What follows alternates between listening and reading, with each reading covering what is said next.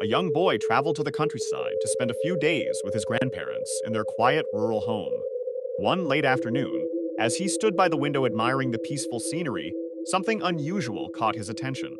At the top of a nearby mountain stood a mysterious figure dressed entirely in white.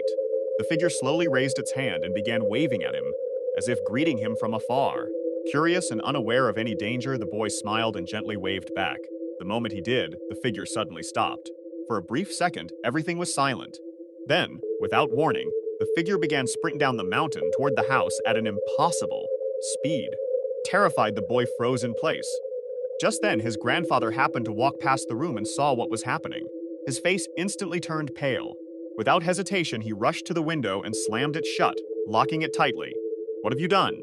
he whispered fearfully. The grandfather explained that the strange creature had lived on that mountain for as long as anyone could remember. No one knew what it truly was. "But everyone knows one rule," he said. "If it waves at you, never wave back." The boy's heart sank. "If you ignore it, nothing happens," his grandfather continued.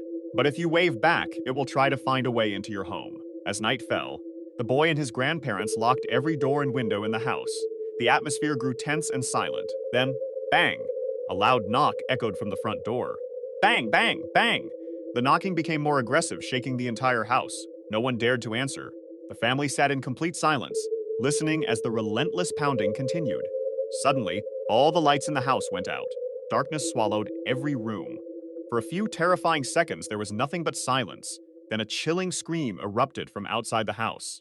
The sound echoed across the countryside before fading into the distance. Moments later, the lights flickered back on. The knocking had stopped. The creature had disappeared.